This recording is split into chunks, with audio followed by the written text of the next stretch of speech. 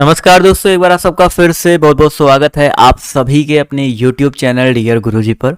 तो वह जैसा कि आप सभी को पता है दोस्तों, 1 बज चुके हैं और डेली यहाँ पर दोस्तों 1 बजे आप सभी के लिए जो है रीजनिंग की क्लास यहाँ पर आती है। तो जितने लोग यहाँ पर जुड़े हैं फटाफट कमेंट करके बताते हुए चलेंगे आप सभी को मेरी आवाज़ जो है क्लियर आ रही है कि नहीं आ रही है।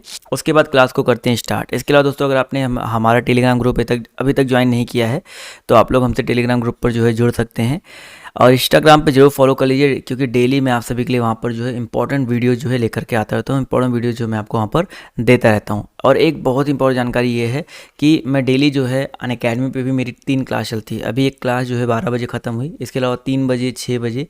तो ये जो सारी टाइमिंग्स जो है आप लोग याद रखिएगा, इन टाइमिंग पे जो मेरी क्लासेस यहाँ आती रहती हैं। और इसके अलावा अगर आप अनअकैडमी पर जुड़ना चाहते हैं तो मुझे फॉलो कर लो अनअकैडमी का लर्निंग ऐप डाउनलोड करके, और मेरी क्लासेस को वहाँ पर बिल्कुल आप फ्री में देख सकते हो। अगर आप लोग इस कोड का यूज़ करोगे डियर गुरुजी, अगर आप लोग इस कोड का यूज़ करते हैं तो आप लोग मुझे वहाँ पर बिल्कुल फ्री में जो है मेरी क्लासेस को एक्सेस कर सकते हैं। तो इस कोड का यूज करना जो है बिल्कुल ना भूलें। और आप लोग इसी कोड की मदद से आप चाहे 1 महीने 3 महीने 6 महीने 12 महीने 24 महीने A to Z किसी भी कैटेगरी का कोर्स जो है खरीदते हैं, परचेज करते हैं, प्लस पर जाते हैं, तो आप अगर इस कोड का यूज़ करेंगे तो मैक्सिमम डिस्काउंट आपको मेरे कोड से देखने को मिलेगा। तो ठीक है, तो चलिए स्टार्ट करते हैं आज की इस क्लास को। जितने लोग यहाँ पर जुड़े हैं फटाफट बता दीजिए, सब लोग रेडी हैं, तैयार हैं? तो चलिए स्टार्ट करते हैं।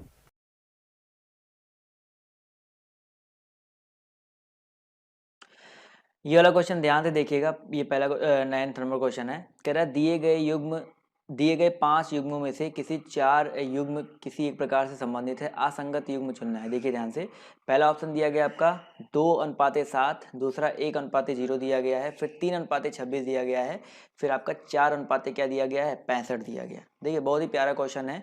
और यहाँ पर एक 5:124 दिया गया। यहाँ पर आपको बताना कौन सा युग्म जो है आपका असंगत यानी कि और चारों पांचों से भिन्न है। और 4 ऑप्शन दिया गया 2, 5, 4 और 3। तो 2, 5, 4 और 3 में हो सकता है।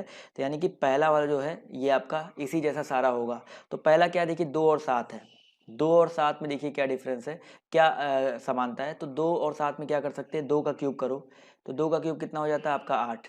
8 में से 1 घटा दो तो कितना आ जाएगा आपका 7 आ जाएगा। क्लियर है? क्या सब में वही हो रहा है? दूसरे में देखिए 1 का क्यूब करो और -1 करो। तो 1 का क्यूब कितना होता है सर, 1, और 1 में से 1 घटा दो कितना आ गया 0। तो ये भी देखो फॉलो कर रहा है। तीसरा देखो सर, 3 का क्यूब करिए। 3 का क्यूब -1 कर दीजिए तो 3 त्रिका 27 में से 1 गया कितना हो जाएगा आपका 26 हो जाएगा। तो ये भी आपका फॉलो कर रहा है। और ये वाला देखिए 4 का क्यूब। तो 4 का क्यूब -1 करो तो 4 चौका 16, चौका 64 में से 1 गया कितना आ जाएगा आपका 65 हो जाएगा। इसी तरह ये वाला देखिए 5 का क्यूब -1 करो तो 5 का क्यूब -1 करेंगे तो 50 25 पंचे 125 में से गया कितना हो जाएगा 124 हो जाएगा। तो क्लियर है? तो यहाँ पर देखा जाए तो सॉरी 4 का क्यूब -1, यहाँ पर एक चीज ध्यान दीजिएगा, 4 का क्यूब -1 बराबर क्या होता है सर आपका 164 में से 1 घटाओ तो 63 आना चाहिए, जबकि यहाँ पर 65 आ रहा है। तो ये वाला ऑप्शन जो है आपका इन दोनों से क्या हो जाएगा, भिन्न हो जाएगा। तो यहाँ पर कौन सा ऑप्शन, ऑप्शन नंबर जो इसका 4th है, ये आपका क्या हो जाएगा, डिफरेंट हो जाएगा। क्लियर है? चलिए आई होप क्लियर हो गया होगा। चलिए ओके। सो इस क्वेश्चन को ध्यान से देखिए। ये सारे क्वेश्चन जो आज मैं करवाने वाला हूँ यहाँ पर, ये आपके जो UP triple S C junior assistant का एग्जाम है, और ये समझ लीजिए उनके प्रीवियस ईयर के क्वेश्चन है। और यहाँ से क्वेश्चन बहुत सारे अभी तक पूछे गए हैं, इसी टाइप के क्वेश्चन पूछे गए हैं, और आपके एग्जाम में भी आगे इसी तरह के क्वेश्चन पूछे जाने वाले हैं। 24 दिसंबर एग्जाम है, उसके हिसाब से आपको तैयारी करनी है। और 10-15 सेकंड का आपको हर क्वेश्चन में टाइम दिया जाएगा, तो कॉपी पेन लेकर साथ में बैठिएगा, जिससे आप लोग उस क्वेश्चन को बाद में भी सॉल्व कर सको। ध्यान से देखो इस क्वेश्चन को क्या कह रहा है। ये जो प्रश्न चिन्ह है इसके स्थान पर आने वाली संख्या को चुनना है। ये जो क्वेश्चन मार्क है इसके स्थान पर आने वाली संख्या को चुनना है। आपको इतना टाइम मिल गया होगा, आपने देख लिया होगा। वीडियो को पॉज भी कर सकते हैं, जिससे आप लोग फिर से भी लगा करके आंसर दे सकते हैं। देखिए 6 है, 10 है, 18 है, 13 है, 19 है, 5 है, 78 है, 190, फिर आपका क्या है, क्वेश्चन मार्क है। तो इस क्वेश्चन मार्क के प्लेस पर बताइए क्या आ सकता है। ध्यान से देखिए, 6 और 13 गुणा करो, बहुत सिंपल है। 6 और 13 गुणा करो कितना आ गया आपका 78 आ गया। 10 और 19 से गुणा करो कितना आ जाएगा आपका 190 आ जाएगा। इसी तरह 18 और 5 का गुणा करने में कितना आएगा 90 आएगा। आसान था कि नहीं आसान था? तो ऑप्शन नंबर जो इसका डी है वो यहाँ पर क्या हो जाएगा, बिल्कुल करेक्ट हो जाएगा। क्लियर है? आई होप ये क्वेश्चन आपको समझ में आ गया होगा। समझ में आता है, अगर आपको वीडियो समझ में आता है, अगर आपको क्वेश्चन, तो आप लोग लाइक करते हुए चलिएगा। इसके अलावा अगर आप अनअकैडमी प्लस पर जुड़ना चाहते हैं तो जुड़ सकते हैं, वहाँ पर रोज क्लासेस चल रही हैं।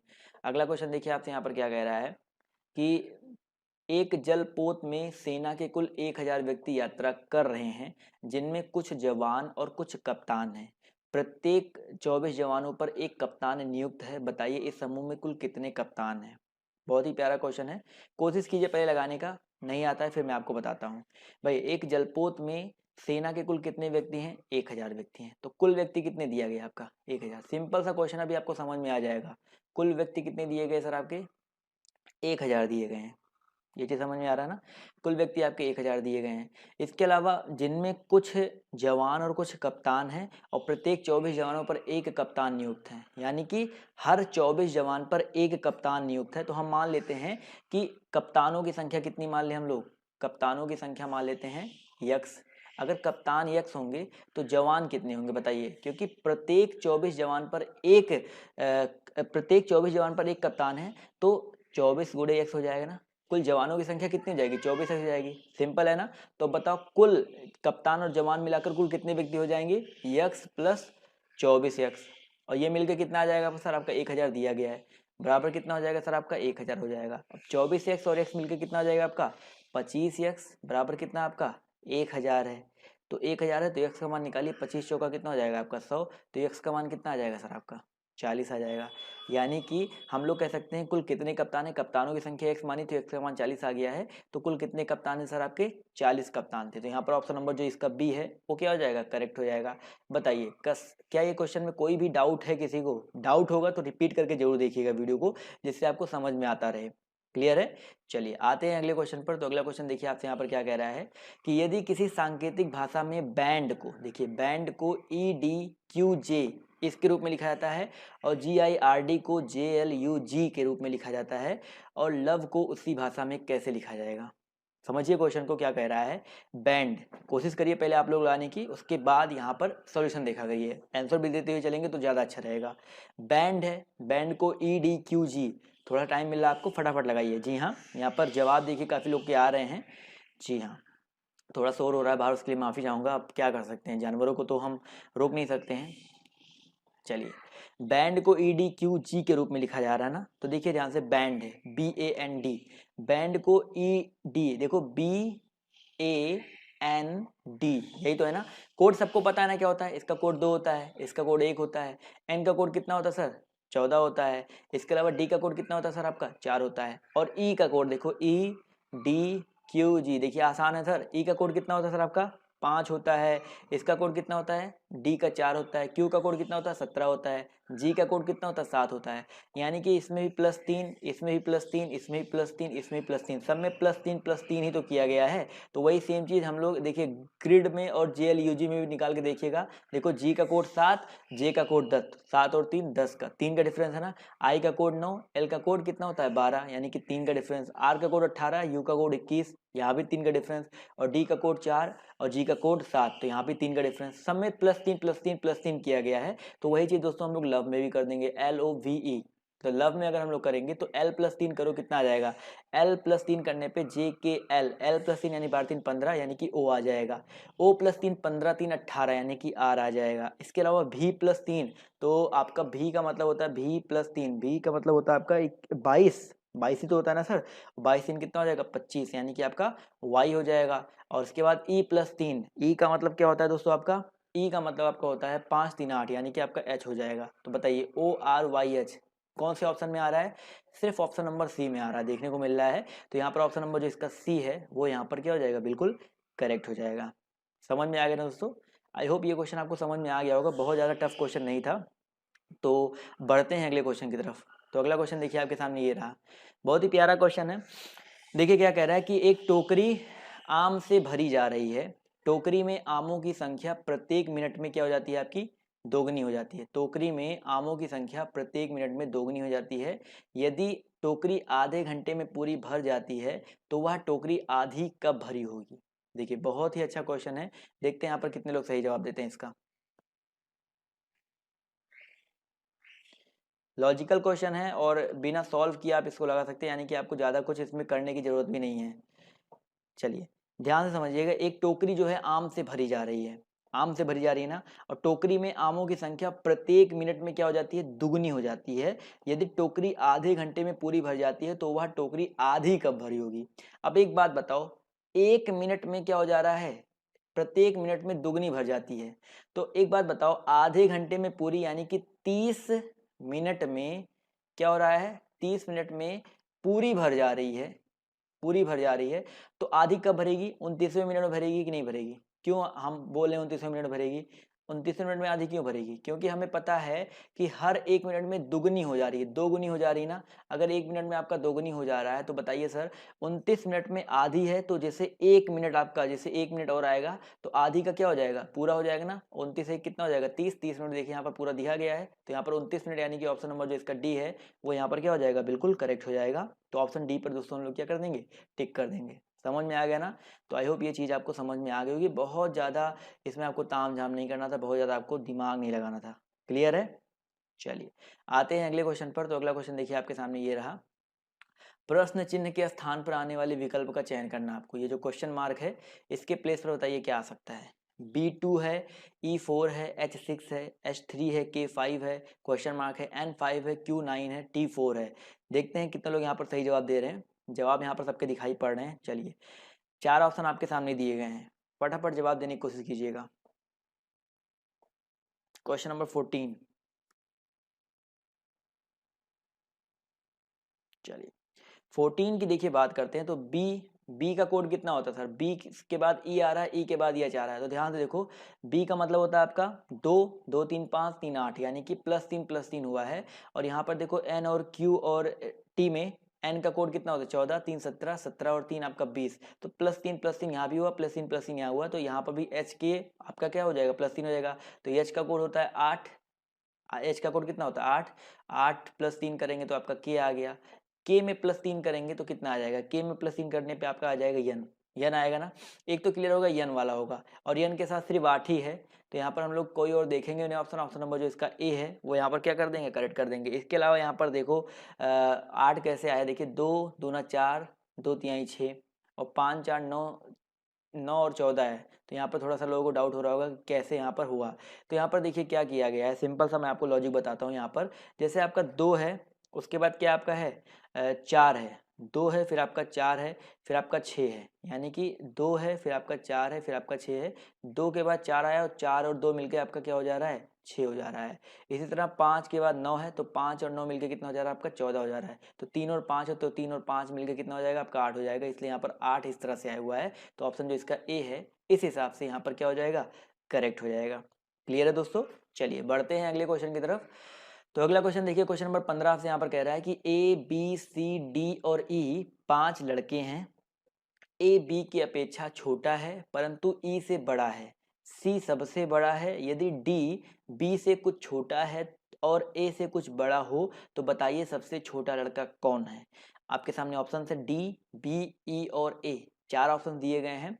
समय आपके पास है 30 सेकंड से ज़्यादा किसी भी क्वेश्चन में समय मत लगाया करिए। तो 30 सेकंड का आपके पास समय है, फटाफट जवाब देने की कोशिश कीजिएगा। बहुत ही आसान सा क्वेश्चन है, थोड़ा सा आपको लॉजिक लगाना है, आपका समझ में आ जाएगा। चलिए यहाँ पर जवाब धीरे धीरे आने शुरू हो गए हैं। ए बी सी डी और ई 5 लड़के हैं। ए जो है और बी की अपेक्षा छोटा है परंतु ई से बड़ा है। तो ज़्यादातर लोग यहाँ पर जवाब देखिए आ रहे हैं। चलिए यहाँ पर सबसे बड़ा छोटा पूछा है, सबसे बड़ा छोड़िए सबसे छोटा यहाँ पर, जी हाँ कुछ लोग यहाँ पर बी बोल रहे हैं यानी कि ई हो सकता है। देखिए कैसे होगा, ए बी सी डी और ई 5 लड़के हैं। देखो 5 लड़के हैं, यहाँ पर ए बी की अपेक्षा छोटा है, यानी जो ए है वो बी से छोटा है, यानी कि बी सबसे बड़ा हो गया। क्लियर है? उसके बाद परंतु ई से बड़ा है, ई से बड़ा है यानी कि ई से बड़ा हो गया। क्लियर है? तो एक तो इक्वेशन आपका ये फर्स्ट ये बन गया। फिर यहाँ पर कह रहा है सी सबसे बड़ा है। अब सी सबसे बड़ा है ये आपका कह रहा है, और इसको छोड़ दो अभी। फिर कह रहा है यदि डी बी से कुछ छोटा है, डी जो है देखो ध्यान से, डी जो है बी से कुछ छोटा आपका डी है और ए से कुछ बड़ा है, यानी कि ए से कुछ बड़ा हो गया। इक्वेशन 2 हो गया। क्लियर है?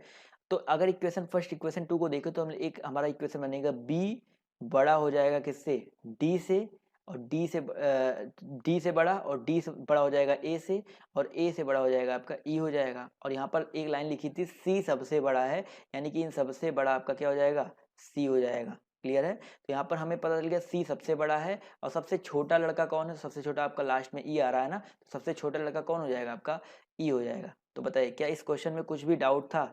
समझ में आ गया ना? समझ में आ रहा तो यस यस करते चलो और लाइक करते हुए चलो वीडियो को। क्लियर है? चलिए, बहुत ही आसान सा क्वेश्चन था। अगला क्वेश्चन देखिए क्या कह रहा है कि भाई यदि माइनस का अर्थ है भाग, भाग का अर्थ है गुणा, सॉरी प्लस का अर्थ है गुणा और भाग का अर्थ है घटाना और गुणे का अर्थ है जोड़, तो बताइए इसका मान क्या होगा। सिंपल सा क्वेश्चन आपका लिखा है 25 माइनस 5 प्लस 6 भागे 4 गुणा 6, ये तो लिखा गया है ना। तो इसका मतलब क्या हो जाएगा, देखिए सिंपल सा है, कुछ करना नहीं है। माइनस है, प्लस है, भाग है, गुणा है और जवाब देखिए यहाँ पर आना शुरू हो गया है। तो कुछ नहीं है, देखिए माइनस का अर्थ क्या है आपका भाग है, तो यहाँ पर 25 भागे क्या हो जाएगा 5 हो जाएगा। और प्लस का अर्थ देखिए गुणा है, तो गुणे कितना हो जाएगा आपका 6 हो जाएगा। और भाग का अर्थ घटाव है, तो माइनस कितना हो जाएगा 4 हो जाएगा। और गुणे का अर्थ जोड़ है, तो प्लस कितना हो जाएगा आपका 6 हो जाएगा। यही तो होगा ना। अब 25 माइनस 5 प्लस इतना लिखा गया है, तो 25 भागे 5 कितना हो जाएगा 5, 5 25 और गुणे 6 माइनस 4 प्लस कितना आपका 6 है, तो 5 छक्का कितना हो जाएगा आपका 30 माइनस 4 प्लस 6 है।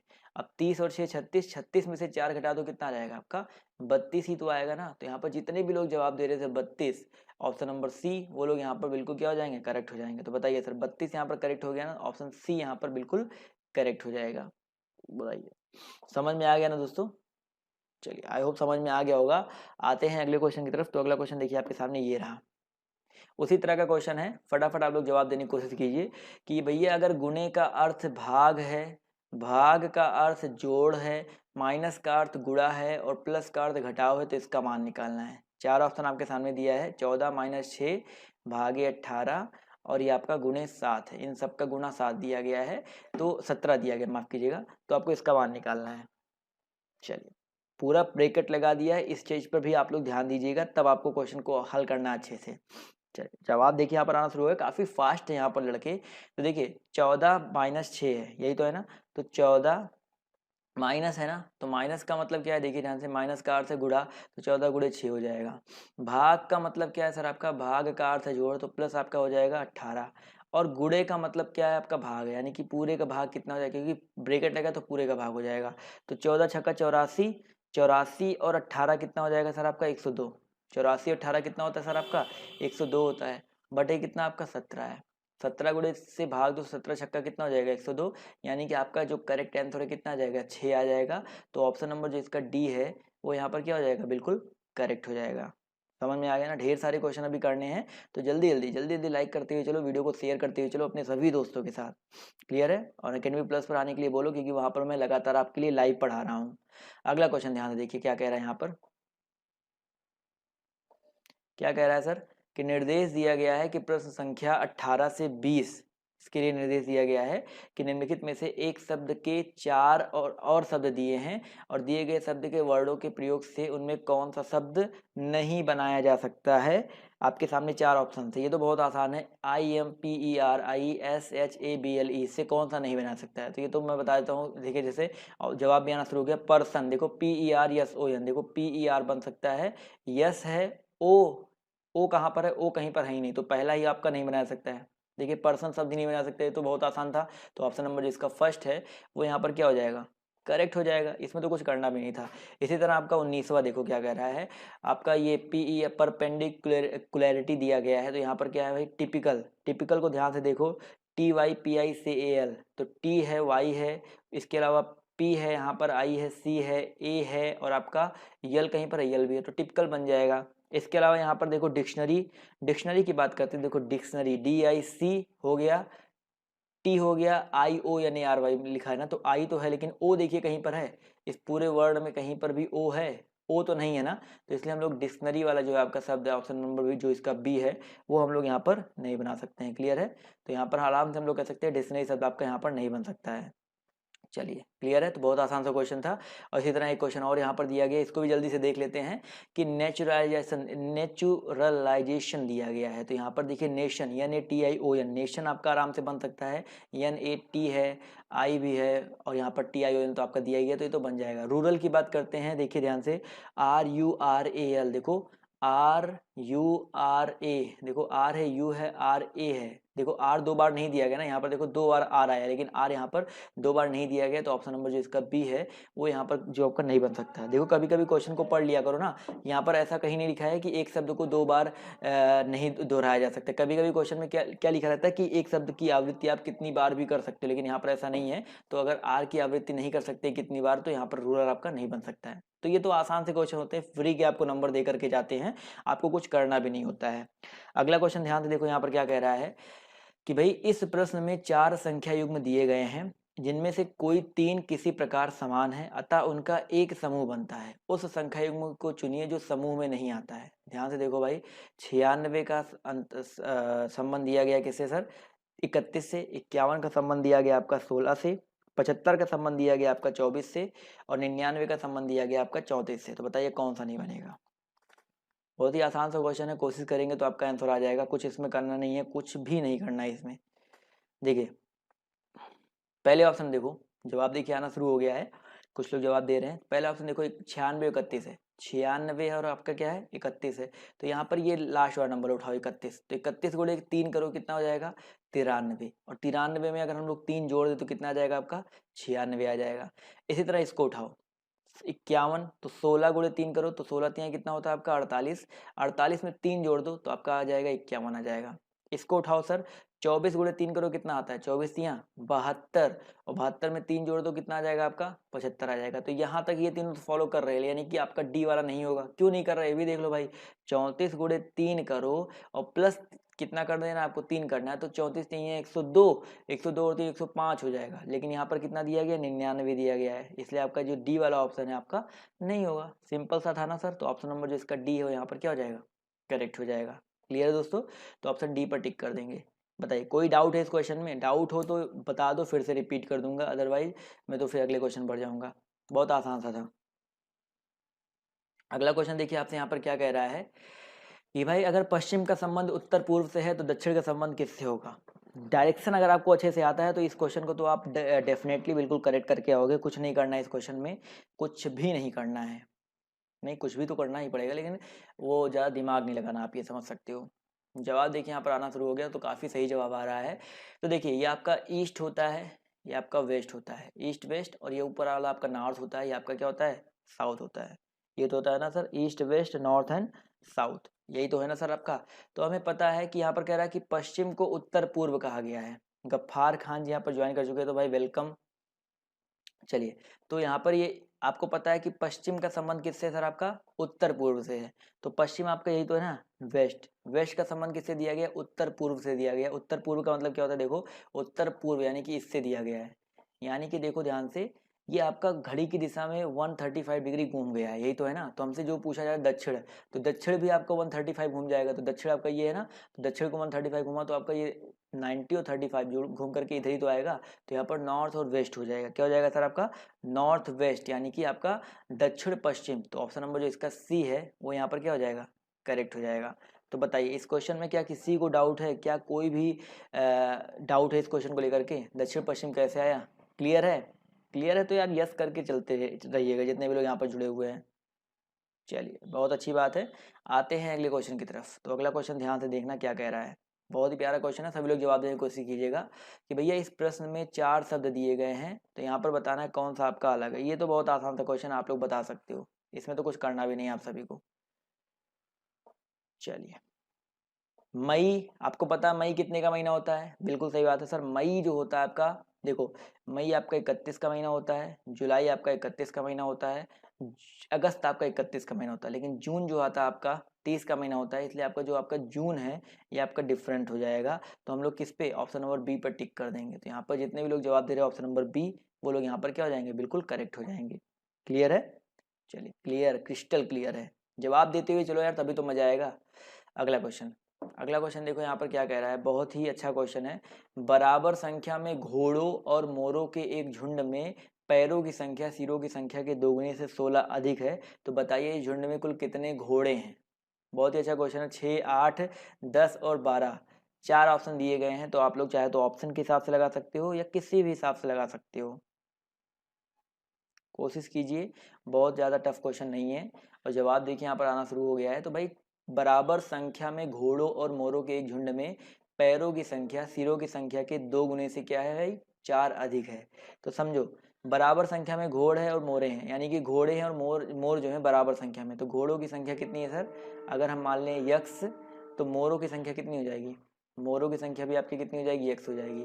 अब कह रहा है कि यहाँ पर कि एक झुंड में पैरों की संख्या जो है सिरों की संख्या के 2 गुने से 16 अधिक है, यानी कि पैरों की संख्या, अब पैरों की संख्या निकालो, सबके पैरों की संख्या कितनी हो जाएगी, घोड़े के 4 पैर होते हैं तो यहाँ पर 4 यक्स, और मोर के 2 पैर होते हैं यानी कि 2 यक्स, तो यानी कि पैरों की संख्या कितनी हो जाएगी, 6 यक्स हो जाएगी, 6 यक्स ही तो होगी, और सिरों की संख्या तो यक्स प्लस यक्स ही होगी, इससे ज़्यादा तो होता नहीं है, तो सिरों की संख्या कितनी हो जाएगी, 2 यक्स हो जाएगी। अब क्वेश्चन क्या कह रहा है कि जो पैरों की संख्या है यानी कि जो ये 6 यक्स है, ये सिरों की संख्या के 2 गुने, सिरों की संख्या 2 गुना करो तो 2 यक्स का कितना गुना कर दोगे, 2 गुना कर दोगे, इससे 16 अधिक है। इसी को हल कर लो, 6 यक्स और 2 दूनी 4 यक्स, इसको इधर ले आओगे तो कितना आ जाएगा, 6 में से 4 गया, 2 यक्स बराबर कितना आ जाएगा आपका 16, तो यहाँ से अगर यक्स की वैल्यू निकालेंगे तो कितनी आ जाएगी, 8 आ जाएगी, कितनी आ जाएगी सर आपकी, 8 आ जाएगी। तो आपका ऑप्शन नंबर जो इसका सी है 8, ये करेक्ट हो जाएगा। तो बताइए इस क्वेश्चन में क्या किसी को कोई भी डाउट है, बताइए। आई होप कोई डाउट नहीं होना चाहिए, बहुत आसान सा क्वेश्चन था। तो ऑप्शन जो इसका सी है वो यहाँ पर क्या हो जाएगा, बिल्कुल करेक्ट हो जाएगा। क्लियर है, चलिए बढ़ते हैं अगले क्वेश्चन पर। तो अगला क्वेश्चन देखिए ध्यान से क्या कह रहा है। एक इस टाइप का क्वेश्चन पहले भी करवा चुका हूँ मैं आप सभी को, कि कितने समय में एक बंदर 60 फीट लंबे पेड़ के शीर्ष को, देखिए ध्यान से, कितने समय में एक बंदर 60 फीट लंबे पेड़ के शीर्ष को छू लेगा यदि वह 1 सेकंड में 3 फीट चढ़ता है और तुरंत 2 फीट नीचे गिर जाता है। बताइए सर, क्वेश्चन नंबर 26, सभी लोग जवाब देते हुए चलेंगे। कितने समय में एक बंदर 60 फीट लंबे पेड़ के शीर्ष को छू लेगा यदि वह 1 सेकंड में 3 फीट चढ़ता है और तुरंत 2 फीट नी यानी कि अगले सेकंड में 2 फीट नीचे गिर जाता है।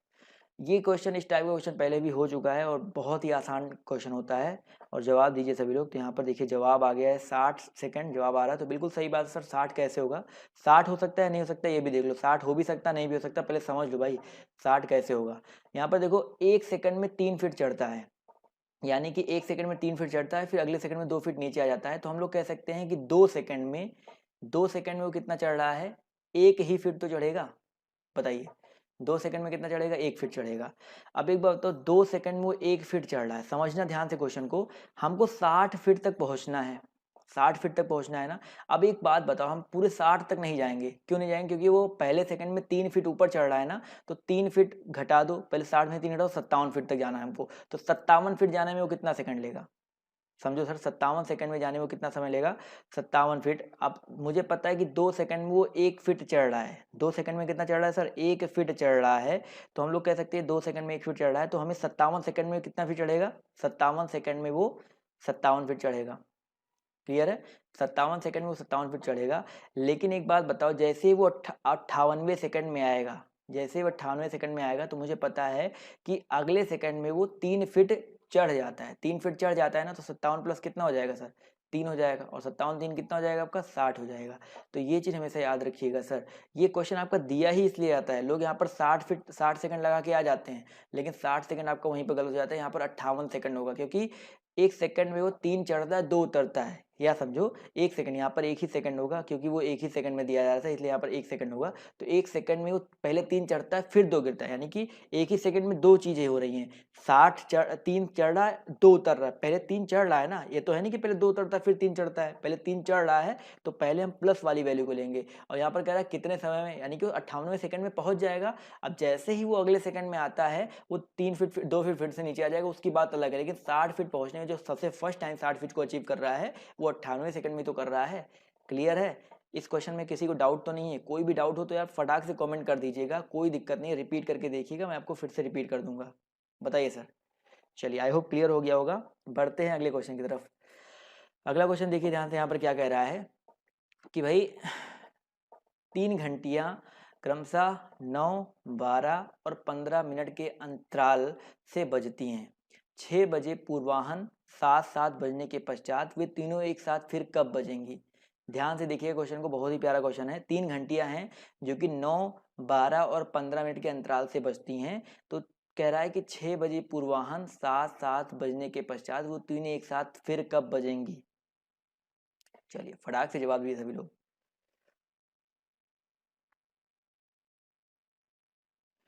जवाब दीजिए, यहाँ पर आना शुरू हो गया है। बहुत ही आसान सा क्वेश्चन, देखो कुछ नहीं करना होता इस क्वेश्चन में। पहले तो जितने मिनट के अंतराल पे वो बचती हैं उनका हम लोग निकाल लेते हैं क्या, एलसीएम। तो 9, 12 और 15 का एलसीएम निकाल लो सर, कितना आ जाएगा देखिए। 3 त्रिक का 9, 3 चौका 12, 3 पचे 15। और आगे तो कटेगा नहीं, 3 से कट जाएगा, लेकिन सारे की सारी आपकी एक दूसरे से कटने वाली संख्या है नहीं। तो 3 त्रिक का 9, 9 चौका 36, 36 और पंजे 180, यानी कि 180 मिनट आ जाएगा। यही तो आ जाएगा ना। 180 मिनट का मतलब होता है कितना, 3 घंटा होता है। कितना होता है सर आपका, 3 घंटा होता है। यानी कि अगर वो 6 बजे बजी हैं तो अगली बार कब बजेंगे, 3 घंटे बाद बजेंगे। यानी कि 6 में 3 जोड़ दो कितना आ जाएगा, 9 बजे। तो अगली बार वो कब बजेंगे दोस्तों, आपकी 9 बजे एक साथ बजेंगे। तो यहाँ पर देखिए कितना आसान सा क्वेश्चन था। तो ऑप्शन नंबर जो इसका ए है वो यहाँ पर क्या हो जाएगा, बिल्कुल करेक्ट हो जाएगा। क्लियर है, चलिए आई होप क्लियर हो गया होगा। अगला क्वेश्चन देखिए ध्यान से, यहाँ पर क्या कह रहा है।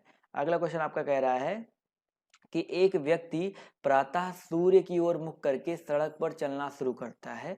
3 किलोमीटर बाद चलने के बाद वह अपनी बाईं ओर मुड़कर के चलता है। फिर 3 किलोमीटर चलने के बाद वह अपनी दाईं ओर मुड़कर चलता है। अब वह किस दिशा की ओर चल रहा है। समझिएगा इस क्वेश्चन में क्या कह रहा है। मैंने आपको पहले बताया, पहले आप लोग आंसर देने की कोशिश किया करिए, आंसर दोगे तो ज़्यादा अच्छा लगेगा। चलिए, तो यहाँ पर देखिए क्वेश्चन क्या कह रहा है कि एक व्यक्ति ने प्रातः सूर्य की ओर मुख करके सड़क पर चलना शुरू किया है। 3 किलोमीटर चलने के बाद वह अपनी बाईं ओर मुड़कर के चलता है। फिर 3 किलोमीटर चलने के बाद अपनी दाईं ओर मुड़कर चलता है। वो अपनी किस दिशा की ओर चल रहा है। तो समझो भाई, दिशा में आपको क्या होता है, आपको पता होना चाहिए। ये आपका ईस्ट होता है एंड दिस इज वेस्ट, और ये आपका क्या होता है, नॉर्थ होता है, एंड इसका ना साउथ, ये साउथ होता है। कह रहा सूर्य की ओर। अब देखो सूर्य का मतलब क्या है, पूर्व। पूरब की ओर तो सूर्य चलता है ना, सूर्य निकलता है ना। तो प्रातः है तो सूर्य की ओर मुख करके चल रहा है। तो चलो ठीक है, ये बंदा इधर चलना स्टार्ट कर दिया सूर्य की ओर। उसके बाद 3 किलोमीटर चलने के बाद बाईं ओर मुड़ जाता है। 3 किलोमीटर चलने के बाद बाईं ओर मुड़ने का मतलब क्या है, नीचे आएगा तो दायां हो जाएगा, ऊपर जाएगा तो बायां हो जाएगा। और चलने के बाद 3 किलोमीटर चलने के बाद बाईं ओर मुड़ जाता है। फिर 3 किलोमीटर चलने के बाद दाईं ओर, यानी कि फिर से 3 चला और फिर कितना चलता है, फिर दाईं ओर मुड़ जाता है। अब इधर जा रहा है तो दायां आपका क्या हो जाएगा, ये हो जाएगा। तो ये हो गया। तो फिर कह रहा है कि अब वह किस दिशा की ओर चल रहा है। तो बताइए ये कौन सी दिशा है। आराम से बता सकते हैं, बिल्कुल सही बात है। ये फिर से आपकी यही ईस्ट वाली दिशा आ जाएगी, यानी कि पूर्व वाली दिशा आ जाएगी। तो फिर से वो कौन सी दिशा में चल रहा है, ऑप्शन नंबर जो इसका सी है वो यहाँ पर करेक्ट हो जाएगा, पूर्व दिशा की ओर चल रहा है। तो बताइए क्वेश्चन समझ में आ गया ना। दिशा वाला क्वेश्चन तो आपके लिए बहुत आसान होता है, कुछ करना भी नहीं होता है। क्लियर है क्वेश्चन। फटाक से जितने लोग यहाँ पर जुड़े हुए यार कमेंट करके बताते हुए चलो, समझ में आया नहीं समझ में आएगा। जी हाँ, सबको समझ में आ रहा तो अच्छी बात है। आते हैं अगले क्वेश्चन पर। तो अगला क्वेश्चन देखिए आपसे यहाँ पर क्या कह रहा है, ध्यान से देखिएगा कि भाई आशीष 10 दिन पहले मंदिर गया था। ये वह मंदिर केवल मंगलवार को जाता है। तो एक चीज क्लियर हो गया कि 10 दिन पहले मंगलवार था। आज सप्ताह का कौन सा दिन है। चलिए फटाक से जवाब दीजिए। बुधवार, शुक्रवार, सोमवार या रविवार, क्या हो सकता है। बहुत ही आसान सा क्वेश्चन है, सभी लोग जवाब देंगे तो अच्छा लगेगा। 10 दिन पहले मंदिर गया था, वह मंदिर केवल मंगलवार को जाता है। आज सप्ताह का बताइए कौन सा दिन होगा। चलिए ध्यान से देखिए इस क्वेश्चन में क्या हो सकता है। देखो 10 दिन पहले वो मंदिर गया था ना, तो इसका मतलब क्या है कि आज से 10 दिन पहले क्या था, मंगलवार था, ट्यूसडे था। तो 10 दिन, 10 में 7 दिन और इधर चले आओ, यानी कि आज से 3 दिन पहले, आज से 3 दिन पहले फिर से क्या होगा आपका, मंगलवार होगा। क्यों होगा मंगलवार, क्योंकि भैया हर 7 दिन बाद रिपीट होता है, वही सेम चीज रिपीट होता है। तो अगर 10 दिन पहले मंगलवार था तो 3 दिन पहले भी आपका मंगलवार रहा होगा। अगर 3 दिन पहले आपका मंगलवार था तो आज का कौन सा दिन होगा, तो मंगलवार में आप लोग 3 दिन ऐड कर दो। मंगलवार में 3 दिन ऐड करो भैया, बुधवार, शुक्रवार और शनिवार। तो यहाँ पर आराम से हम लोग बोल सकते हैं मंगलवार में 3 दिन ऐड करना है ना। तो बुध बृहस्पति भूल गए ना, बुधवार, बृहस्पतिवार, शुक्रवार। तो यहाँ पर आंसर क्या हो जाएगा आपका, ऑप्शन नंबर बी, यानी कि शुक्रवार जो है यहाँ पर बिल्कुल करेक्ट हो जाएगा। क्लियर है दोस्तों, तो ऑप्शन बी यहाँ पर बिल्कुल करेक्ट हो जाएगा। तो बताइए कि क्या इस क्वेश्चन में किसी को डाउट है। डाउट है तो भैया यस और नो करके बताते हुए चलो ना। चलिए क्लियर है, आते हैं अगले क्वेश्चन पर। तो अगला क्वेश्चन ध्यान से देखिए यहाँ पर क्या कह रहा है कि निम्न श्रृंखला के विलुप्त पद का पता लगाएं। CDMN EFOP GHQR question mark. बताइए क्वेश्चन मार्क जो है यहाँ पर क्या आ सकता है, जवाब दीजिए सभी लोग। सर CDMN है, EFOP है, GHQR है, 4 ऑप्शन आपके सामने दिए गए हैं और आप लोग जवाब देंगे तो ज़्यादा अच्छा लगेगा। देखिए सिंपल सा क्वेश्चन है भाई, सी है, CD, देखो CD, उसके बाद EF आ गया, सिंपल सा है। उसके बाद GH आ गया, तो GH के बाद क्या आ जाएगा, IJ आ जाएगा। और IJ देखिए सिर्फ यहीं पर स्टार्ट हो रहा है, तो ऑप्शन नंबर इसका जो फर्स्ट है करेक्ट हो जाएगा। इसके अलावा देख लो MNOPQR, फिर आपका क्या आ जाएगा, ST आ जाएगा। तो IJST, यानी कि ऑप्शन नंबर जो इसका ए है IGST यहाँ पर क्या हो जाएगा, बिल्कुल करेक्ट हो जाएगा। समझ में आ गया ना सर? तो ऑप्शन नंबर जो इसका फर्स्ट है वो यहाँ पर बिल्कुल करेक्ट हो जाएगा। क्लियर है? अगला क्वेश्चन देखो ध्यान से, क्या कह रहा है कि विलुप्त संख्या की पूर्ति करनी है। विलुप्त संख्या की पूर्ति करनी है यहाँ पर 10, 3, 6, 15, 8, 11, 15, 12, 9, 10, 15, 18, 16 और यहाँ पर क्वेश्चन मार्क। तो बताइए यहाँ पर क्या हो सकता है? बताइए सर, यहाँ पर इस क्वेश्चन मार्क के प्लेस पर क्या हो सकता है? जवाब दीजिए सभी लोग। बहुत ही आसान सा क्वेश्चन है। देखिए यहाँ पर करना क्या था, कुछ करना नहीं है, इन सबको जोड़ो सर। 10, 3 और 6 को जोड़ो, 10 और 3 और 6 को जोड़ो, कितना आ जाएगा? 10 + 3 + 6, जो बाहर बाहर है इनको जोड़ा तो 10 3 13, 13 6 कितना आ गया? 19। और जो अंदर अंदर इनको जोड़ो, 15 8 11 को जोड़ो, 15 + 8 + 11, इनको जोड़ने पे कितना आ जाएगा? 15 8 11 और इनको सबको जोड़ो तो आपका आ जाएगा 8 5 13 14, यानी कि 34 आ जाएगा। और उन 34 में से 19 घटा दो, तो 34 में से 19 घटाएंगे तो कितना आएगा आपका? 15 आएगा। आएगा ना? वही सेम चीज़ यहाँ भी करना है सर। 9 10 और 12 को जोड़ो, 9 10 12 को जोड़ो सर, तो 9 + 10 + 12, इनको जोड़ने पे आपका कितना आ जाएगा सर? 31 आ जाएगा। देखो 9 2 11, 31 आ गया ना। अंदर वाले जोड़ो, 18 15 और 16, इनको अगर जोड़ेंगे तो आपका कितना आ जाएगा? 49 आ जाएगा। 49 में से 31 घटाइए सर, कितना आ जाएगा? 9 में से 1 गया 8, यानी कि 18 आ जाएगा। तो यहाँ पर जो करेक्ट आंसर आपका क्या हो जाएगा? ऑप्शन नंबर डी, यानी कि 18 जो है आपका बिल्कुल करेक्ट हो जाएगा। तो बताइए सर, समझ में आ गया ये क्वेश्चन? चलिए, बहुत अच्छी बात है। आते हैं अगले क्वेश्चन की ओर। तो अगला क्वेश्चन देखिए आपसे यहाँ पर क्या कह रहा है कि विलुप्त संख्या की पूर्ति करनी है आपको। 4 ऑप्शन आपके सामने दिए गए हैं, 225, 7, 121, 11, 149। बहुत ही आसान सा क्वेश्चन है, इसमें तो कुछ करना भी नहीं है। ध्यान से देखिए यहाँ पर क्या हो जाएगा। 11 के बाद 121 है ना, तो 11 का वर्ग करने पे कितना आता है? 121 आता है। क्लियर है? 7 का वर्ग करने पे कितना आता है आपका? 49 आता है। 7 का वर्ग कितना होता है आपका? 49 होता है। तो कितने का वर्ग 125 होता है? बताइए सर, कितने का वर्ग 125 होता है? 15 का। बिल्कुल सही बात है। तो यहाँ पर ऑप्शन नंबर जो इसका सी है, 15 का वर्ग जो होता है आपका 125 होता है। तो यहाँ पर ऑप्शन नंबर जो इसका सी है वो यहाँ पर क्या हो जाएगा? बिल्कुल करेक्ट हो जाएगा। समझ में आ गया दोस्तों? चलिए, आते हैं अगले क्वेश्चन पर। तो अगला क्वेश्चन देखिए आपसे यहाँ पर क्या कह रहा है। यहाँ पर निर्देश दिया गया है, आपको बताना है कि निम्नलिखित में से कौन सी उत्तर आकृति प्रश्न आकृति के दर्पण प्रतिबिंब होगी यदि x y दर्पण की दिशा में रखा हो। देखो इसका दर्पण प्रतिबिंब बताना है, तो एक चीज पता है कि इसका दर्पण प्रतिबिंब, तो ये जो गोला है आपका क्या होगा? आगे ही होगा ना। जवाब सब लोग दीजिए। तो आगे होगा, तो आगे सिर्फ देखिए इसी में दिख रहा है ना। देखिए आगे तो है, अच्छा यहाँ पर एक एक्स वाई जो है इसकी दिशा में रखा है, तो समझो भाई इधर रखा है, इधर हमको देखना है। तो यहाँ पर हम लोग कह सकते हैं कि ऑप्शन नंबर जो इसका ए है यही करेक्ट होगा। क्यों करेक्ट होगा? क्योंकि सर ये सामने होना चाहिए और सामने सिर्फ इसी ऑप्शन में है, और ये ऊपर है तो ऊपर ही होना चाहिए, और यहाँ पर नीचे दिया गया इसलिए ये नहीं होगा। तो ऑप्शन नंबर जो इसका ए है वो यहाँ पर क्या हो जाएगा? बिल्कुल करेक्ट हो जाएगा। समझ में आ गया दोस्तों? चलिए, आई होप ये क्वेश्चन भी आपको समझ में आ गया होगा। चलिए आते हैं अगले क्वेश्चन की तरफ। तो अगला क्वेश्चन देखिए आपके सामने ये रहा। यहाँ पर आपको क्वेश्चन नंबर 34 में भी शायद आपको दर्पण प्रतिबिंब भी बताना है। ये आपका प्रश्न आकृति दी गई है, इसका दर्पण प्रतिबिंब बताना है। देखिए बहुत आसान सा है, दर्पण प्रतिबिंब इसका कैसे बनेगा? वही सेम चीज़ है भाई। आपको पता है ना कि इस दर्पण प्रतिबिंब में क्या होगा कि ये अगर ये त्रिभुज इस साइड में है तो आपका ये त्रिभुज हमेशा इस साइड में ही बनेगा। क्लियर है? इसी साइड में तो बनेगा। तो अगर ये इस साइड में बन रहा है तो देखो ध्यान से, यही तो है, ये है। तो यहाँ पर देखो ना तो इसमें है, ना तो इसमें है, ना तो इसमें, किसी में भी ऐसा है। तो यहाँ पर ऑप्शन नंबर जो इसका ए है वही तो करेक्ट होगा दोस्तों। ये तो बहुत आसान सा था। तो यहाँ पर 34 में करेक्ट आंसर आपका क्या हो जाएगा? ऑप्शन नंबर ए हो जाएगा, क्योंकि इसी में ऐसा बन रहा है और कुछ देखने की जरूरत ही नहीं है सर। क्लियर है? तो ऑप्शन ए पर टिक कर देंगे, बढ़ेंगे अगले क्वेश्चन की ओर। तो अगला क्वेश्चन देखो ध्यान से, यहाँ पर क्या कह रहा है कि भैया दो भाइयों की आयु के बीच का अंतर उतना ही है जितना कि उनके माता पिता की आयु का अंतर है। बड़े भाई की आयु 25 वर्ष है। छोटे भाई के जन्म के समय उनकी माँ की आयु कितनी वर्ष? 32 वर्ष थी। यदि पिता की आयु माँ की आयु से 5 वर्ष अधिक है तो माता की वर्तमान आयु बताइए क्या होगी? बताइए।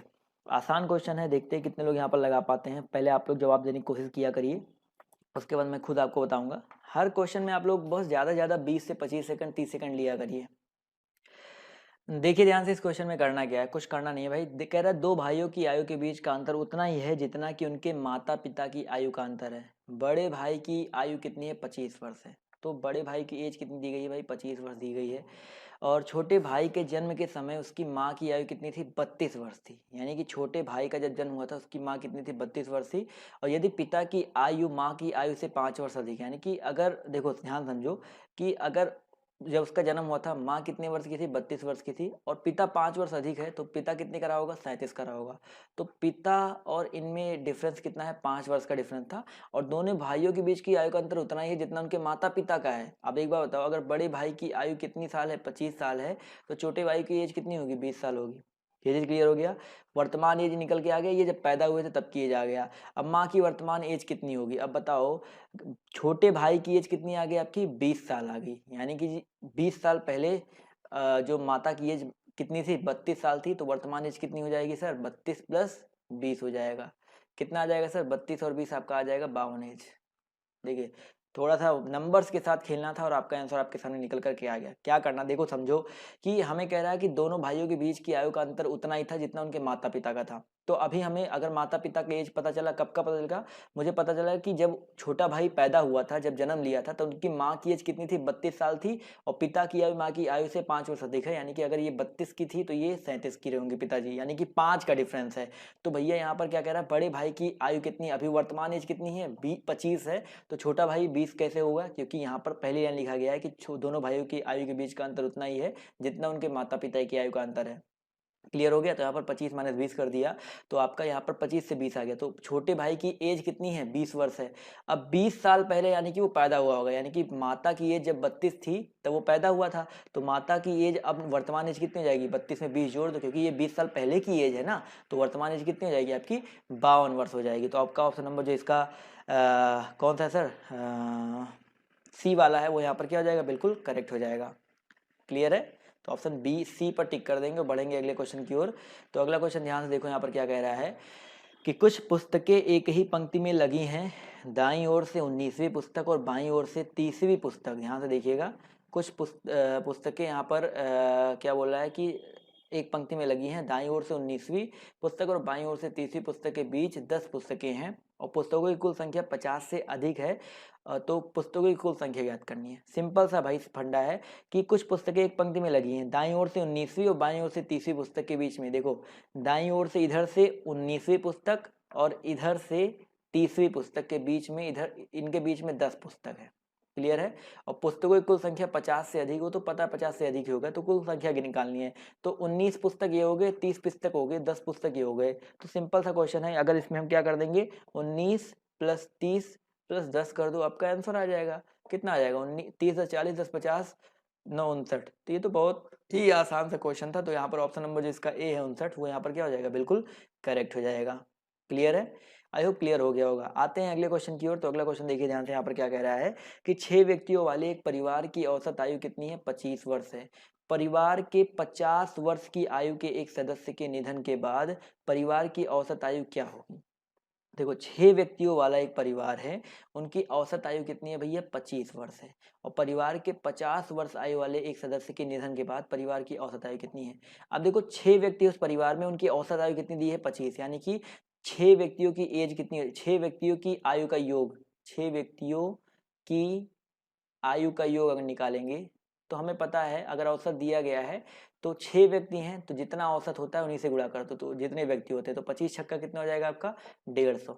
क्लियर है? तो 6 व्यक्ति के जितनी भी एज है उनका योग कितना आ गया? 150 आ गया। और 50 वर्ष की आयु की एक व्यक्ति का निधन हो गया, यानी कि 150 में से एक 50 वर्ष वाला चला गया, तो अभी उनकी आयु कितनी बची? 100। अब लोग कितने बचे? 5। पहले 6 लोग थे ना, एक बेचारा निधन हो गया एक का, तो 5 बचे। तो कितना हो जाएगा इनके औसत? 5 से काट दो, 20 आ जाएगा। तो यहाँ पर ऑप्शन नंबर जो इसका बी है 20 वर्ष, वो यहाँ पर क्या हो जाएगा? बिल्कुल करेक्ट हो जाएगा। क्लियर है? चलिए, आई होप क्लियर होगा। आते हैं अगले क्वेश्चन की ओर। तो अगला क्वेश्चन देखिए आपके सामने ये रहा कि निम्नलिखित दी गई श्रृंखला में प्रश्नवाचक चिन्ह के स्थान पर क्या आएगा? बताइए सर, आसान सा क्वेश्चन है। 5 है, 14 है, 30 है और 55 है। तो यहाँ पर बताना है कि प्रश्नवाचक चिन्ह के स्थान पर क्या आएगा। देखिए, सिंपल सा क्वेश्चन है, 5 14 30 55, तो क्वेश्चन मार्क लगा हुआ है। जवाब दीजिए सभी लोग। तो यहाँ पर देखिए कुछ करना नहीं है। देखिए, 5 है, फिर आपका 14 है। जवाब देखिए आना शुरू हो गया। तो इनके बीच का डिफरेंस देखो 9 डिफरेंस है, और 14 और 30 के डिफरेंस देखो आपका 16 का डिफरेंस है। 30 और 55 के बीच का डिफरेंस देखो आपका 25 का डिफरेंस है। अब डिफरेंस से आपको कुछ देखो, कुछ कॉमन चीज दिख रही है। 3 का वर्ग, 4 का वर्ग 16, 5 का वर्ग 25, यानी कि अगला जो आएगा 6 का वर्ग आएगा। और 6 का वर्ग कितना होता है सर? 36 होता है। तो 55 में कितना जोड़ देंगे दोस्तों हम लोग? 36 जोड़ देंगे तो कितना आ जाएगा? 91 ही तो आएगा। तो यहाँ पर ऑप्शन नंबर जो इसका सी है 91 क्या हो जाएगा आपका? बिल्कुल करेक्ट हो जाएगा। समझ में आ गया दोस्तों? तो आई होप ये क्वेश्चन भी आपको समझ में आ गया होगा। समझ में आ रहा है तो यार लाइक करते हुए चलना। क्लियर है? अगले क्वेश्चन पर आते हैं। तो अगला क्वेश्चन ध्यान से देखो भैया, क्या है कि भैया संगीता का भाई जो है अजय है, अजय के पिता राम है। ब्लड रिलेशन का क्वेश्चन है, ध्यान से देखिएगा। 2 से 3 क्वेश्चन, अगर आपके पेपर में 30-40 क्वेश्चन आ रहा है तो 2 से 3 क्वेश्चन तो आपके बनने ही बनने हैं ब्लड रिलेशन से। 2 क्वेश्चन तो आपको मान के ही चलो। तो संगीता का भाई अजय है, तो देखो संगीता है, तो संगीता का भाई है, यहाँ पर भाई लिख देते हैं। ये संगीता माइनस कर दो, भाई अजय कर दो, प्लस हो गया। उसके बाद कह रहा है कि अजय के पिता राम है, यानी कि इनके पिता जो है, पिता यहाँ पर लिख दे रहे हैं जिससे आपको समझ में आता रहे। इनके पिता कौन है सर? आपके राम हैं। राम को आर से लिखना चाहिए था। और राम की भांजी जो है कमला है। भांजी का मतलब क्या होता है? राम की बहन, राम की सिस्टर हो जाएगी, सिस्टर।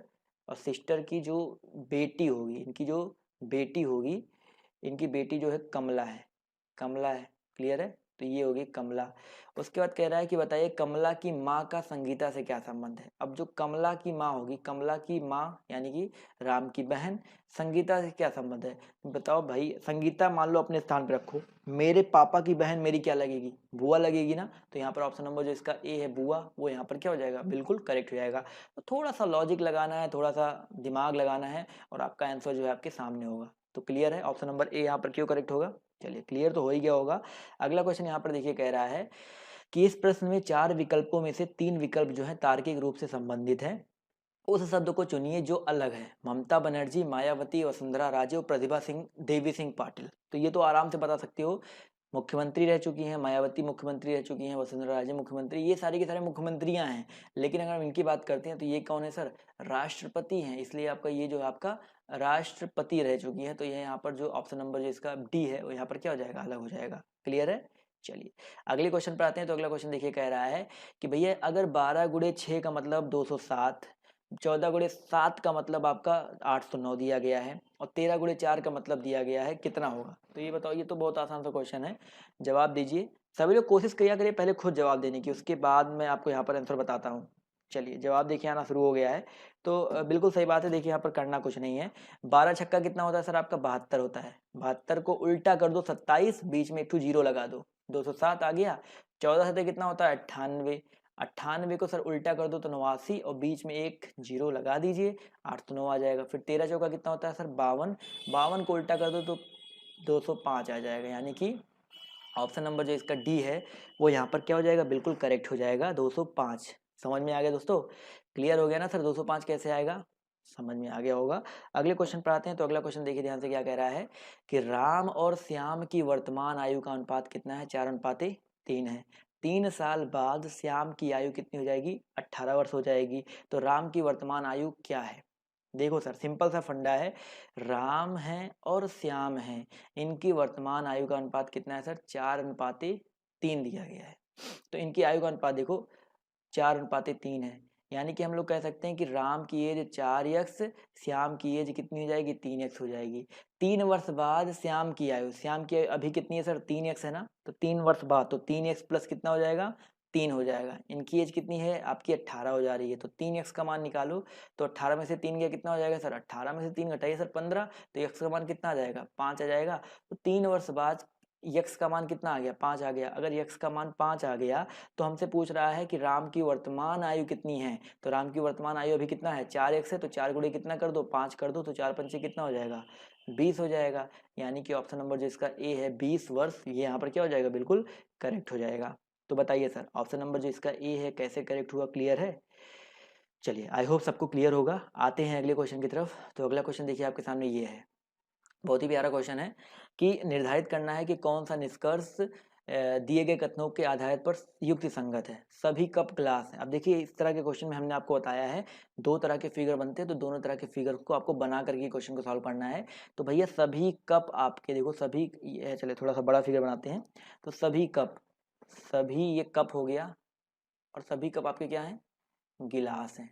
ये आपका गिलास हो गया, गिलास है सर। चलिए, इसके अलावा यहाँ पर कह रहा है कुछ गिलास थाली, यानी कि कुछ गिलास आपका क्या हो गया, यहाँ पर कुछ गिलास आपका थाली हो गया। तो एक फिगर तो आपका ऐसा बन सकता है। तो और चलो एक ही फिगर से लगाओ तब भी आपका आंसर आ जाएगा, बट मैं दूसरा फिगर भी बना देता हूँ। पहले पहले फिगर से देखते हैं आता है कि नहीं आता है। तो क्या कुछ थाली कप हैं, तो क्या कुछ थाली कप हैं, नहीं है, बिल्कुल भी नहीं है सर। और अगला कह रहा है सभी थाली कप हैं, भाई थाली और कप में कोई भी संबंध है नहीं है। तो यहाँ पर क्या हो जाएगा, ना तो निष्कर्ष एक सही है ना तो निष्कर्ष दो सही है। समझ में आ गया ना। लेकिन कभी कभी आपके ऑप्शन में या तो या वाला ऑप्शन आता है, तब आपको ये वाला फिगर देखो ये भी देखना पड़ता है। ये हमने कप बना दिया सी और ये बना दिया गिलास यानी कि जी, और यहाँ पर कुछ थाली कह रहा है तो थाली आपका ये भी तो हो सकता था, थाली यानी कि थाली यहाँ पर कर दिया। तो आपका इस तरह से फिगर बन सकता था सर। तो यहाँ पर जैसे पहला वाला ऑप्शन है कुछ थाली कप, देखो थाली और कप का संबंध देखो कुछ कुछ यहाँ पर दिख रहा है ना, तो ये वाला 50% यहाँ पर सही हो सकता था। तो अगर या वाला ऑप्शन होता ना, या तो निष्कर्ष एक सही है, तो यहाँ पर तब हम लोग इस फिगर को भी बना करके इसकी भी सहारा, इसका भी सहारा लेते। तो कभी कभी ये चीज़ दिमाग में रखना है। लेकिन वैसे भी वो ज़्यादातर बैंक में या आपके लॉजिकल बिल्कुल रीजनिंग आता है तब उसमें पूछा जाता है, तो उसमें टेंशन की जरूरत नहीं है। तो ऑप्शन नंबर जिसका सी है वो तो वैसे भी यहाँ पर क्या हो जाएगा, करेक्ट हो जाएगा। अगला क्वेश्चन देखो ध्यान से, अगला क्वेश्चन क्या कह रहा है यहाँ पर कि भैया प्रश्न आकृति दिया गया है और कागज को मोड़ करके छेदन और खोलने के बाद वह किस उत्तर आकृति जैसा दिखाई देगा। यानी कि इसको ऐसे मोड़ा गया और यहाँ पर दो छेद किया गया है, उसको खोलना है तो कैसे दिखेगा। इसको ओपन करेंगे तो जैसे ओपन करेंगे तो एक तो दो छेद नीचे हो जाएगा और दो छेद आपका क्या हो जाएगा, ऊपर हो जाएगा। तो चार छेद कहाँ कहाँ पर है, सिर्फ यहीं पर तो है ना सर। ऑप्शन नंबर सी में देखिए चार छेद सिर्फ इसी में है ना। तो ऑप्शन सी आराम से हम लोग कह सकते हैं कि ऑप्शन जो इसका सी है वो यहाँ पर क्या हो जाएगा, करेक्ट हो जाएगा। क्योंकि भैया चार छेद तो यहीं पर दिख रहा है ना, आगे कुछ देखने की जरूरत ही नहीं है, बगल अगल तो बनेगा ही नहीं। तो ऑप्शन सी यहाँ पर बिल्कुल क्या हो जाएगा, करेक्ट हो जाएगा। अगला क्वेश्चन देखो क्या कह रहा है, ध्यान से देखिए कि भाई दी गई आकृति में कौन सा अक्षर नई काली गाड़ियों को दर्शाता है। देखो भाई, नई भी हो काली भी हो गाड़ी भी हो, तो नई भी हो और काली में भी आए और गाड़ी में भी आए, तो सिर्फ यही बीच वाला जो ऐसा भाग है, देखो ये वाला जो भाग है, ये देखो नई में भी आ रहा है, काली में भी आ रहा है, गाड़ी में भी आ रहा है। तो हम लोग सीधे सीधे ऑप्शन नंबर सी पर टिक कर देंगे, क्योंकि भाई ये नई भी है, काली भी है और गाड़ी भी है। समझ में आ गया ना। वेन डायग्राम तो आपके लिए बहुत आसान बना दिया मैंने, क्योंकि वेन डायग्राम के मैंने इतने आसान आसान से क्वेश्चन आपको आसानी से बता दिए जो आपके टफ लेवल क्वेश्चन थे। आई थिंक आप तो गलत नहीं करके आओगे। तो ऑप्शन जो इसका सी है वो यहाँ पर क्या हो जाएगा, करेक्ट हो जाएगा। क्लियर है। चलिए एक और क्वेश्चन देखते हैं। कह रहा है कि कुछ निश्चित प्रेक्षणों में 4 से विचलन यानी कि डेविएशन का योग कितना आपका 72 है, जबकि 7 से विचलन का योग उसी में -3 है। तो प्रेक्षणों की संख्या ज्ञात करिए। अब देखो इस तरह का क्वेश्चन मैंने आपको पहले भी कराया है और ये बेसिकली आपका स्टैटिक्स का क्वेश्चन होता है। और अभी मंडी परिषद वाला जो आपका एग्जाम हुआ था वहाँ पर इस तरह का क्वेश्चन पूछा गया था, तो इसलिए मैंने यहाँ पर ये क्वेश्चन रखे हैं। तो इस क्वेश्चन को लगाने का मैं आपको बिल्कुल आसान तरीका बताता हूँ, शॉर्ट ट्रिक बता दूंगा। वैसे क्या होता है ये समझो कि भैया 4 से प्रेक्षण का विचलन कितना, आपका विचलन का योग कितना है 72 है। तो अगर 4 से विचलन का योग दिया गया 72, तो आप याद रखिएगा कि ऐसे समझो कि आपका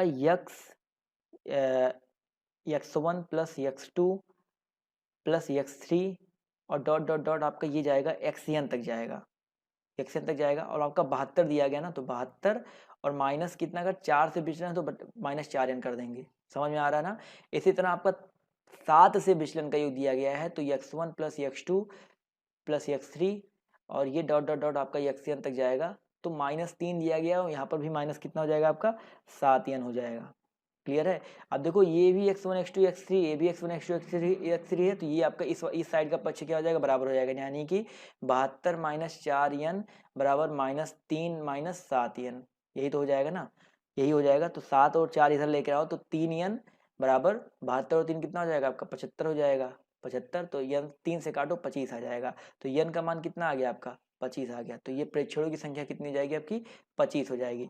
अब तो ये तो एक लॉन्ग मेथड हो गया, पूरा का पूरा कैसे लगाना है वो मैंने आपको बता दिया। अब जब भी आपके सामने इस तरह का क्वेश्चन आए आपको क्या याद रखना है कि भैया 4 से विचलन कितना दिया गया 72, 4 से विचलन 72 दिया गया है, तो सीधे करना है 72 - 4n बराबर 7 से विचलन -3 दिया गया है, तो -3 - 7n। बस इसी इक्वेशन को सॉल्व कर लीजिएगा और आपका आंसर कितना आ जाएगा, जो भी आना होगा। जैसे 25 आया था तो यहाँ पर 25 जो आपका करेक्ट आंसर आ जाएगा। समझ में आ गया ना।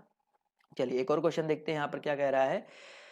निम्नांकित आंकड़े का बहुलक ज्ञात करना है। बहुलक आपको पता है ना क्या होता है, जो चीज़ सबसे ज़्यादा बार रिपीट हुई होती है। तो देखो यहाँ पर 20 कितनी बार रिपीट हुआ है, 20 की अगर हम बात करते हैं तो 20 देखिए कितनी बार रिपीट हुआ है, एक बार, और यहाँ पर 2 बार रिपीट हुआ है ना, और कितनी बार और नहीं रिपीट हुआ है। इसके अलावा 30 उठाओ, 30 उठाते हैं तो 30 देखिए कितनी बार रिपीट हुआ है, 1 बार रिपीट हुआ है, 2 बार रिपीट हुआ है, 3 बार रिपीट हुआ है और 4 बार रिपीट हुआ है। 30 आपका कितनी बार रिपीट हुआ है, 4 बार। 15 को उठाओ सर, 15 को उठाते हैं तो वैसे भी हमको इतना पूरा उठाने की जरूरत नहीं है, क्योंकि ऑप्शन में जो दिया गया बस उसी में से कोई एक होगा तो उसी को उठाते हैं। तो जैसे 15 को उठाने की जरूरत नहीं है तो 15 नहीं उठाते हैं, हमको 46 उठाना है। 46 को उठा लो। 46 कितनी बार आया, देखो 46 आपका एक बार भी नहीं आया है सर, ये तो हो गया खत्म, ये ऑप्शन आपका खत्म हो गया। 30 की बात करते 30 आपका 4 बार आया है, तो 30 चलो हमें पता लग गया 4 बार आया है। 35 उठा के देख लो, 35 कितनी बार आया देख लीजिए सर। 35 आपका एक भी बार नहीं आया है सर, 35 भी आपका एक बार भी नहीं आया। अब 33 उठा के देख लो। 33 की अगर हम बात करते हैं तो 33 देखिए आपका 1 2 3 बस, और नहीं आया ना, तो 33 3 बार आया। तो सबसे ज़्यादा बार कौन सा आया आपका सर, ये 30 आया है जो कि 4 बार आया है। तो बहुलक आपका क्या हो जाएगा, बी यानी कि 30 हो जाएगा। तो ऑप्शन नंबर जो इसका बी है वो यहाँ पर क्या हो जाएगा, बिल्कुल करेक्ट हो जाएगा। ये तो बहुत नॉर्मल सा क्वेश्चन था, आई होप ये क्वेश्चन आपको समझ में आ गया होगा। अगला क्वेश्चन देखो ध्यान से, क्या कह रहा है कि भैया किसी चर के मान 2 7 4 6 5 9 और 1 इनकी माध्यिका ज्ञात करना है। भैया कोई चर है, उनका मान क्या है, 2 है, 7 है, 4 है, 6 है, 5 है, 9 है और आपका 1 है। इनकी माध्यिका ज्ञात कीजिए। अब देखो माध्यिका ज्ञात करने का मैं आपको बिल्कुल सिंपल सा फंडा बताऊंगा, बहुत आसान है। माध्यिका देखो दो तरीके से होते हैं, एक तो सम की माध्यिका, एक आपकी विषम की माध्यिका। तो सम की माध्यिका का फॉर्मूला होता है n/2वां पद। क्या होता है सर, सॉरी, विषम का मतलब होता है n+1/2वां पद। और सम वाले में थोड़ा सा लंबा होता है, सम वाले में क्या होता है n/2वां पद प्लस n/2 प्लस 1वां पद और डिवाइड बाई आपका 2 होता है, कुछ इस तरह से निकालना होता है। तो यहाँ पर पहले देखो n क्या है, सम है या विषम है, देखो 1 2 3 4 5 6 7, तो n बराबर कितना आपका 7 है, यानी कि आपका ये विषम है। तो विषम के लिए तो बहुत आसानी से निकाल सकते हैं, क्योंकि n+1 डिवाइड बाई 2वां पद निकालना है। तो देखो पहले तो इसको हम लोग एक सही क्रम यानी कि आरोही क्रम में बिठाएंगे। तो पहले 1 है, फिर 2 है, फिर 4 है, फिर 5 है, फिर 6 है, फिर आपका 7 है, फिर आपका 9 है। तो ये विषम आपका एक आरोही क्रम हो गया। उसके बाद n बराबर विषम है, तो हमने फॉर्मूला क्या होता है n+1/2वां पद। तो n यानी कि 7 और 7 प्लस 1/2 यानी कि 8/2 यानी कितना आ जाएगा आपका 4वां पद। तो 4वां पद का मतलब क्या होता है, पहला पद, दूसरा पद, तीसरा पद, चौथा पद आपका क्या है, 5 ही है। तो ऑप्शन नंबर जो इसका बी है 5, वो यहाँ पर क्या हो जाएगा, बिल्कुल करेक्ट हो जाएगा। क्लियर है दोस्तों, आई होप ये क्वेश्चन भी आपको क्लियर हो गया होगा। एक क्वेश्चन और देख लेते हैं, यहाँ पर क्या कह रहा है, ध्यान से देखिएगा कि भाई राशि 1 2 3 डॉट डॉट डॉट n का माध्य ज्ञात करना है। 1 2 3, यहाँ पर 1/2 है, इसका माध्य ज्ञात करना है। माध्य का फॉर्मूला होता है सिंपल, देखो माध्यिका अलग है, माध्य अलग है। और माध्य का एक फॉर्मूला क्या होता है हमेशा याद रखिएगा, सिंपल सा, अगर आपका एक आरोही क्रम में लिखा गया है या नहीं भी लिखा गया उससे मतलब नहीं होता है। माध्य का फॉर्मूला होता है 1/2 n+1। क्या होता है फॉर्मूला, 1/2 n+1। अब कहोगे आप ये कहाँ से आया है, तो माध्यिका का मतलब, माध्य मतलब होता है औसत। देखो माध्य मतलब क्या होता है आपका, औसत होता है। तो ऐसे समझो, माध्य का मतलब होता है आपका औसत, यानी कि हम लोग यहाँ पर ऐसे समझो कि औसत का मतलब क्या होता है, जो ऊपर दिया गया 1 + 2 + 3 + 4 डॉट डॉट डॉट n तक सबको जोड़ करके भाग दे देना है n से। अब मुझे पता है कि किसी भी प्राकृतिक संख्या का n पदों का योग क्या होता है, n पदों का योग क्या होता है, 1/2 n+1 यानी कि n+1, यही तो होता है ना। ऊपर का योग तो ये आ गया और डिवाइड बाय आपका क्या n है, n से n कैंसिल आउट हो गया, बचा क्या 1/2 n ही तो बचा। तो यहाँ पर सॉरी n+1 ही तो बचा, तो यहाँ पर क्या हो जाएगा 1/2 n+1 हो जाएगा। क्लियर है, चलिए अगला क्वेश्चन देख लेते हैं। यहाँ पर अगला क्वेश्चन क्या कह रहा है, अब देखिए इस तरह का क्वेश्चन आपका पाई चार्ट, कल मैं और रखूंगा, ढेर सारे क्वेश्चन यहाँ पर रखने की कोशिश करूंगा।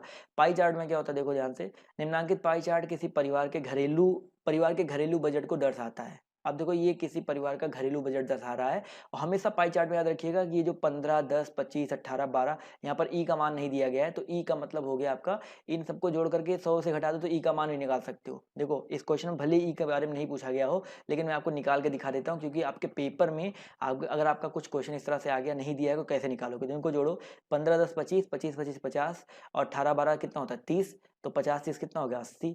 तो 80% तो आपका ये सारा आ गया, और 100 में से घटा दो, तो कितना आ जाएगा आपका 20%। तो ई का मतलब भी हमारा निकल करके आ गया कितना सर 20%। तो हमें सबकी वैल्यू पता चल गई। अब जो पूछ रहा आराम से निकाल सकते हो। ए भोजन का है, बी यातायात का है, सी वस्त्र का है, डी विविध खर्च का है, ई बचत का है, एफ आपका मकान किराए का है। अब यहाँ पर हमसे पूछा जा रहा है, देखो ई के बाद एफ आपका मकान किराया है। कह रहा है यदि परिवार की मासिक आय कितनी है 30,800 रुपये है। 30,800 रुपये ये परिवार की क्या है मासिक आय है। तो मकान किराए पर कितना खर्च होता है, मकान किराया देखो आपका क्या है यफ है ना। तो अगर मकान किराया आपका यफ है तो हम लोग कह सकते हैं यफ देखिए कहाँ है, यफ आपका ये है सर ई एफ। यफ आपका कितना है 15%। तो मकान किराया कितना खर्च हो रहा है 15%, यानी कि जो 30,800 है इसका हम लोग कितना परसेंट निकालेंगे सर 15% निकालेंगे। तो 15/100, जीरो जीरो कट गया, जीरो जीरो कट गया, कितना आ गया सर 15×120, 15×45 46। तो 46 तो कितना आ गया सर आपका 20 रुपये, यानी कि ऑप्शन नंबर जो इसका बी है वो यहाँ पर क्या हो जाएगा बिल्कुल करेक्ट हो जाएगा। जल्दी से आप लोग अब अगली वाली क्लास में जो है आ जाइए, क्योंकि आपसे वो होता है कि अगली क्लास और भी ज़्यादा जो इंपॉर्टेंट आपकी चलने वाली है, आपका जीके और जीएस का होगा, और बहुत ही इंपॉर्टेंट क्वेश्चन जो है वहाँ पर लेकर के आता हूँ। तो जल्दी से आप लोग अगली क्लास में आ जाइए। नीचे डिस्क्रिप्शन बॉक्स में कमेंट बॉक्स में आपने देखा होगा, वहाँ पर मैंने पिन कर रखा है, तो उस क्लास पे आप बिल्कुल क्लिक करके उस क्लास में आ सकते हैं। जितने लोग यहाँ पर जुड़े हैं फटाफट उस क्लास में जो आ जाइए। धन्यवाद।